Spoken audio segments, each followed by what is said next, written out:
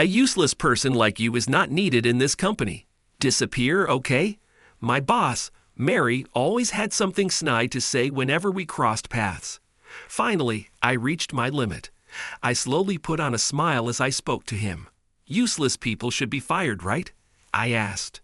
Yeah, finally you understand, Mary replied. He seemed to sense something odd in my attitude, but believed I had accepted his opinion. He quickly reverted to his arrogant demeanor and flashed a nasty grin. But at the shareholder meeting the next day, Mary would end up kneeling before me. My name is James Smith. I'm a 41-year-old salaried employee. I grew up in a comfortable household, but just before graduating high school, my father suddenly passed away from a stroke, and my world turned upside down. Losing the family's breadwinner left my mother and me wondering what to do next. My mother had been a housewife with no work experience, and I was preparing for college entrance exams. Additionally, I had a younger brother.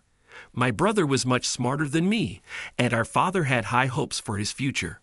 I also thought my brother would gain much more from college than I would.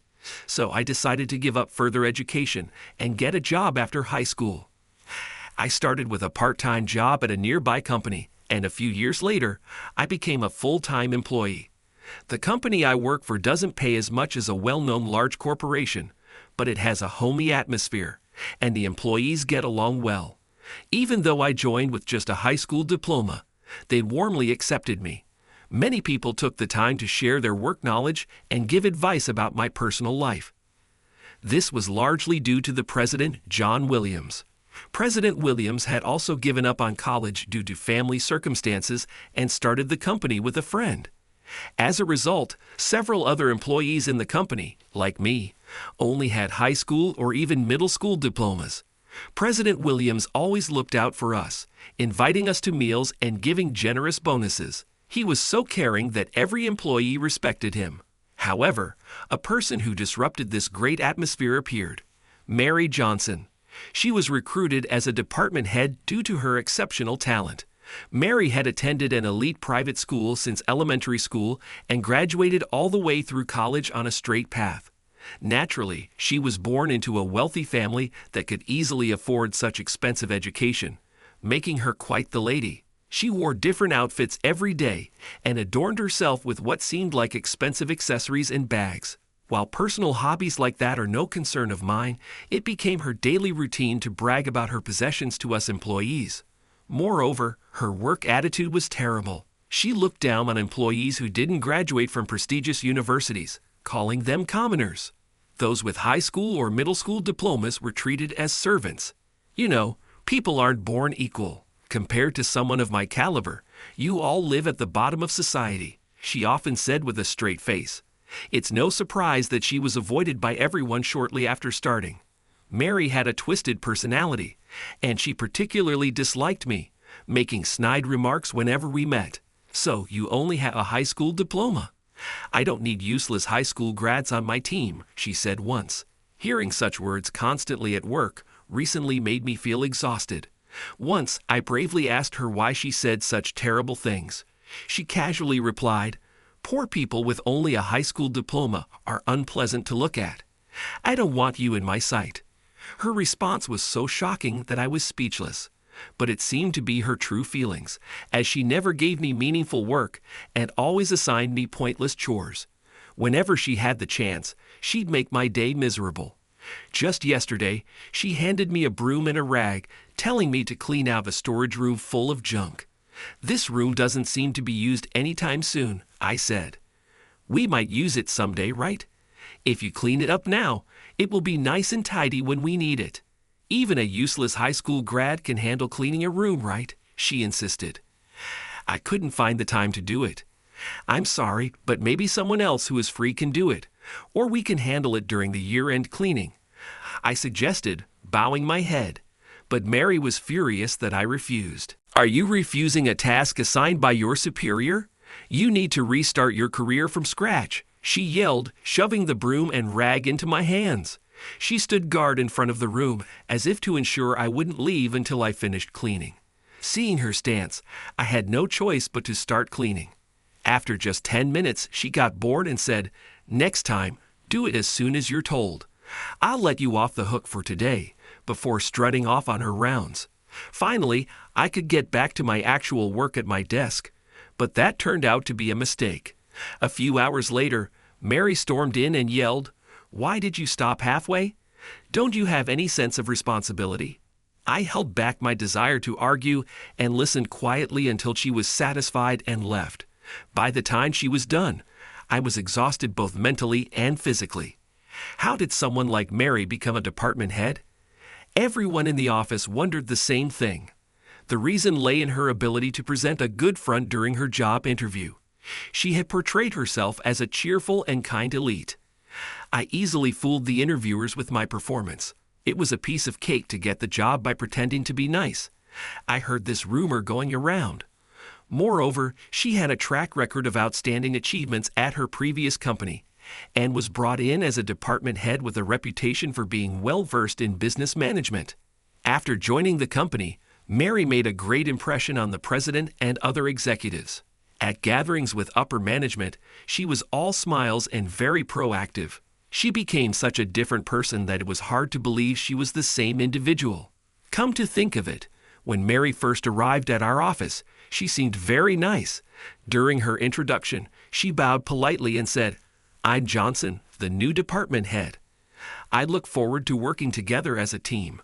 We had high hopes for our new department head due to her polite manner. However, as time passed, her true nature became evident, and she started acting like an evil boss.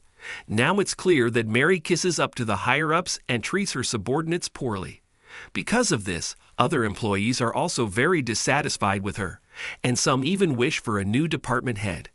The atmosphere in the office has become tense lately. This is because incidents of theft involving employees' money and belongings have been occurring.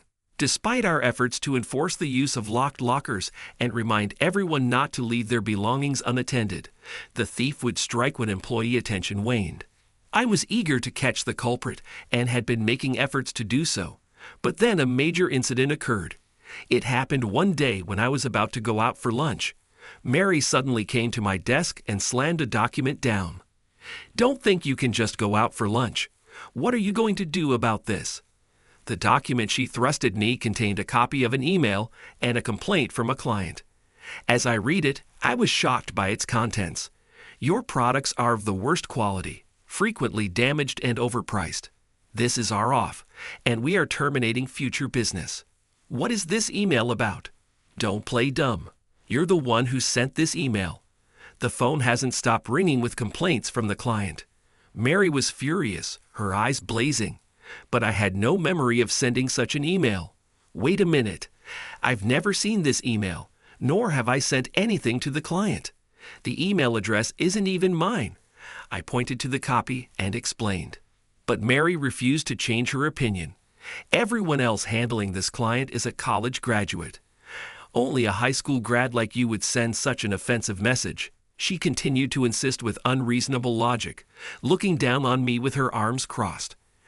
"I'm telling you, I didn't do it. Not only did you make the client angry, but you also don't even apologize. Poor people are poor in spirit too. You are not just incompetent. You're a menace to the company." Hearing this, I couldn't contain my anger any longer. Being falsely accused, told to apologize, and then insulted was too much for me to handle.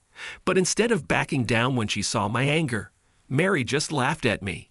What's with that dissatisfied look? Useless people like you aren't needed in this company. Disappear. Okay, that was the last straw. I had always swallowed my anger, but this was too much. I decided then and there to use all my power to teach Mary a lesson she wouldn't forget. Facing Mary, who was still laughing, I slowly put on a smile and spoke to her. "Useless people should be fired, right? Yeah, finally you understand." Mary seemed to sense something strange in my attitude, but she assumed I had accepted her opinion. She quickly reverted to her arrogant demeanor and sneered at me. "Looks like you finally understand your position. It feels good to think about a useless person like you leaving." She flashed a cold smile at me, and whenever she saw me after that, she made sure to say things like, "It's refreshing not having a nuisance around," or "I'm glad to be free from babysitting an incompetent employee." But I wasn't bothered at all. In fact, I could barely contain my laughter, knowing how clueless she was. The next day, our company held its shareholder meeting. I had to attend, so I went to the venue. As soon as I entered, Mary spotted me. She stormed over with an angry expression. As soon as she saw me in the room, she said, "Why is a lowly employee like you showing up at the shareholder meeting? You probably don't know, but this meeting is for insiders only. Regular employees aren't invited." I was told to be here. I calmly stated the fact, but Mary didn't seem to hear a word I said. I sent an email to everyone yesterday saying that regular employees didn't need to attend today. It's so troublesome when incompetent and vulgar people can't even check their emails. Saying this, she started pushing me out, trying to actually make me leave. Come on, get out before you bother the president and others. But I have business to attend to at the shareholder meeting. I was at a loss, not knowing how to leave when I was supposed to stay. What's all this commotion? The shareholder meeting is about to start. This is disgraceful. I turned to see the president standing there. "Hello." I began to explain the situation, but Mary interrupted. She put on her usual polite smile reserved for the higher-ups and bowed deeply to the president. "I'm sorry. This is James Smith, and he was trying to attend the shareholder meeting without knowing his place. I, as his superior, was just sending him away." Hearing this, the president's expression grew more severe, his mouth twisting in displeasure. "What on earth are you talking about? You're absolutely right. Smith always behaves strangely, and I have trouble dealing with him." Mary started to proudly explain how incompetent and useless I was, but the president quickly cut her off. "No, that's not it. I was asking what on earth Mary was talking about."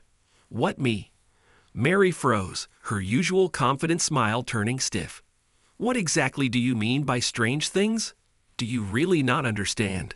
The president raised his eyebrows in exasperation at her response. "Smith here holds 90% of the company's shares as a special controlling shareholder. Of course, he has to attend the shareholder meeting." "What? That can't be true." Mary turned pale and stared at me trembling. When I slowly nodded, she let out a short scream and collapsed on the spot. In reality, I own 90% of the shares of the company I work for.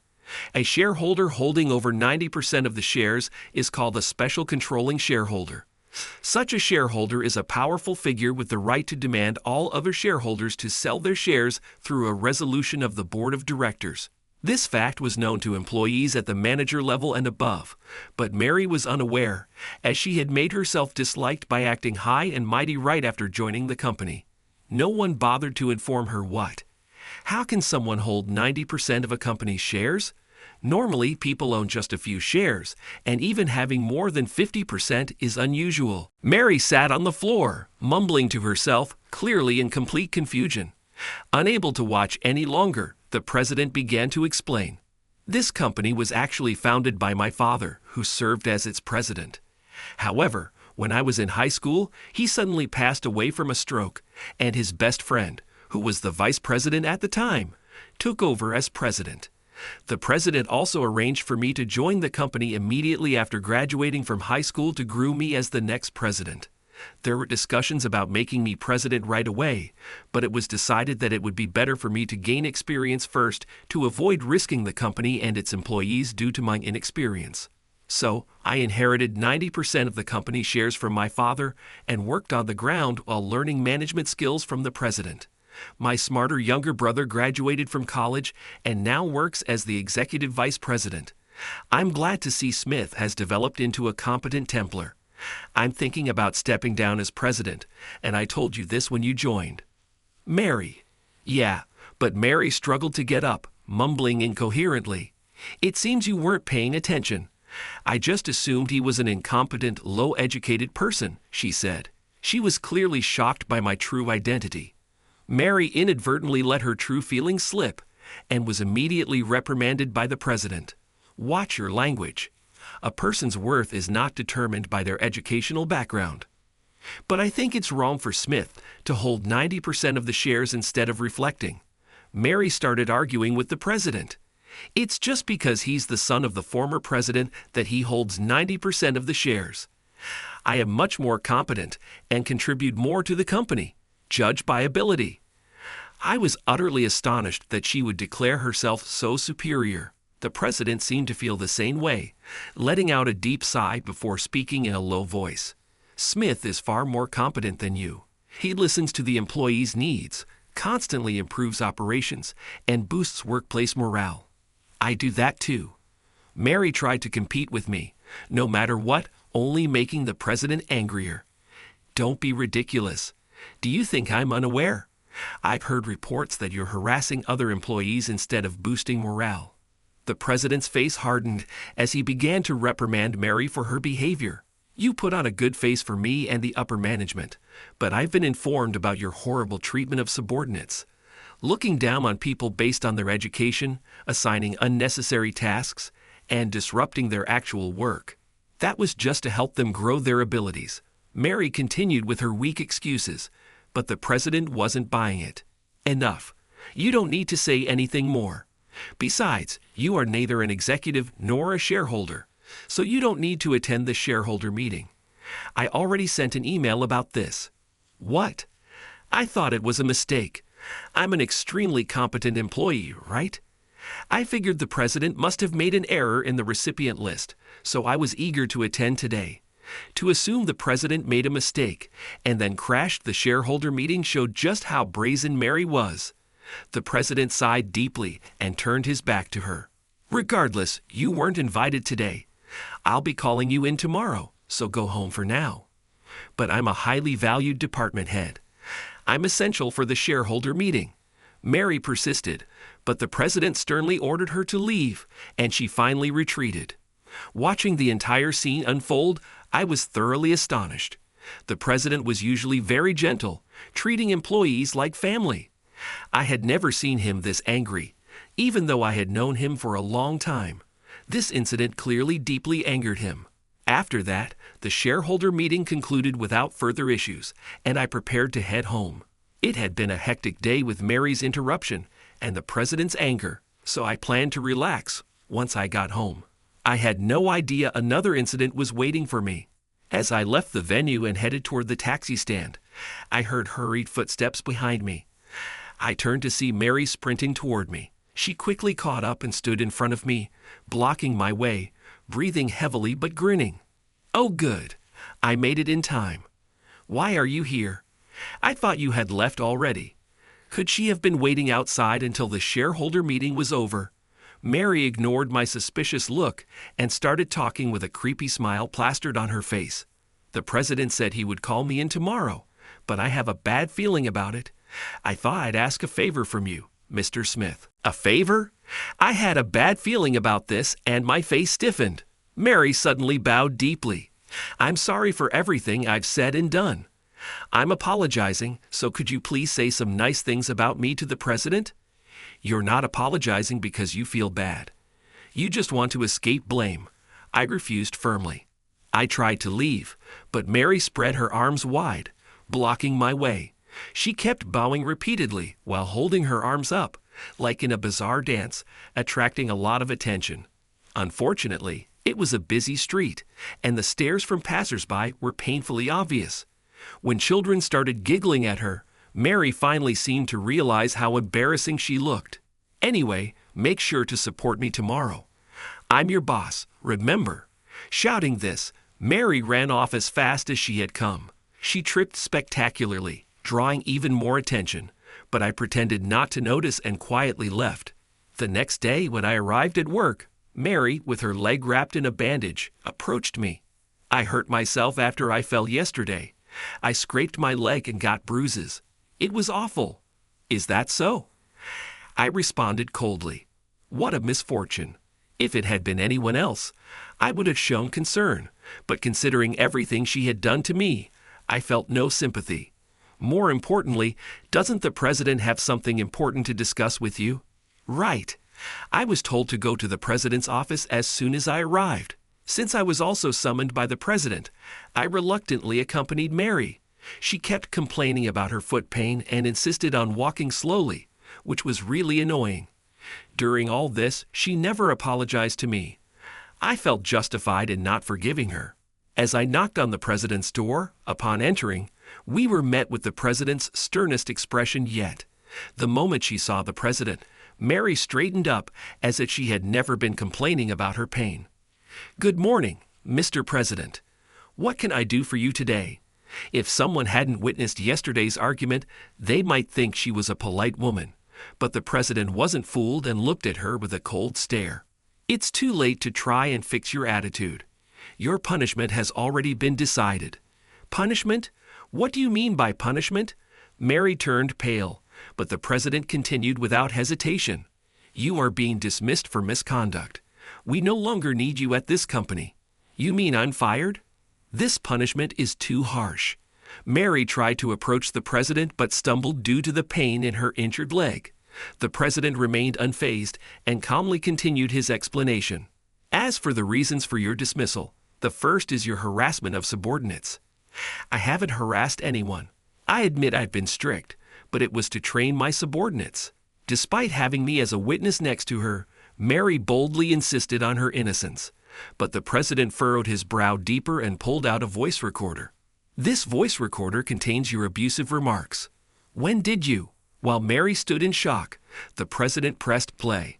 Her familiar nasty comments about education and job positions played back, leaving not only me and the president, but even Mary herself turning pale. "Did I really say all that?" "Both I and the other employees endured your abuse every day. Can you understand our suffering and anger?" My words caused Mary to waver. "I'm sorry," she muttered. It was the first genuine apology I had ever heard from her. But her offenses didn't end there. "The second reason for your dismissal is that you caused trouble for our clients." The president then produced the document detailing the email incident from the day before the shareholder meeting. An investigation of our company computers revealed that the email was sent from your computer. Do you have any explanation for this? "I'm sorry, I wrote that email." Faced with irrefutable evidence from the computer investigation, Mary finally conceded. Mary, who had admitted her guilt in a low voice, finally began to explain why she had harassed me so persistently.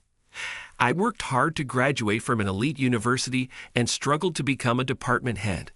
But Smith, with just a high school diploma, was liked by the other employees. It made me so angry, so I thought I'd scare him a little. It was just a prank. I didn't mean any harm." Her selfish reasoning made the president slump his shoulders in exasperation. "Don't make childish excuses. And what about the third reason for your dismissal?" The president then showed us footage from the security cameras installed in the office. The video clearly showed Mary sneaking around and searching for valuables. Mary turned pale and stared intently at the screen. Her previously remorseful demeanor vanished, and she began to sweat nervously as she fired questions at the president. "How?" "I checked all the security camera positions. I shouldn't be on tape." Recently, employees' wallets and personal belongings were being stolen, so we installed additional security cameras. Even as a department head, you resorted to theft. What were you thinking? Scolded by the president, Mary lost all her strength and slumped to the floor. She hung her head and began to sob, but eventually she started to speak the truth. "The truth is, I bought too many luxury items and went into debt. The repayment deadline was coming up, and my parents wouldn't help me anymore, so I resorted to stealing from the employees. I had no idea Mary was buying luxury goods on credit. Not being able to repay with her salary and being abandoned by her family left her in a dire situation. Why didn't you just sell the luxury items?" I muttered. Mary burst into tears. "I did sell them, but they said they weren't popular or had scratches, so they didn't bring in much money." I had held off on her dismissal, thinking there might be some reason behind her actions until I heard her side of the story. But after reviewing the evidence from the voice recorder and security cameras, it became clear that her reasons were petty and that she was a much worse person than I had imagined. It took some effort to gather all the evidence, but I'm glad I consulted the president, and we made the right decision. "Mary, please reflect and atone for your sins." As I spoke my final words to her, she cried and said, "I'm sorry," but I couldn't believe her words until she truly paid for her actions. Afterward, we consulted the police about Mary, and she ended up with a criminal record. A thorough investigation revealed she had stolen from donation boxes at temples and shrines, which ultimately led to her imprisonment. I hope she sincerely reflects on her actions and atones for her crimes. Meanwhile, I spent my final year of training as Mr. Williams's secretary before finally becoming the president. Moving forward, I plan to continue valuing employee performance over educational background and aim to create a rewarding workplace. My brother, who was the executive vice president, has now become the vice president and is my indispensable right-hand man. His dedication inspires me to keep striving. I want to continue working with the people around me to cherish both the company and its employees.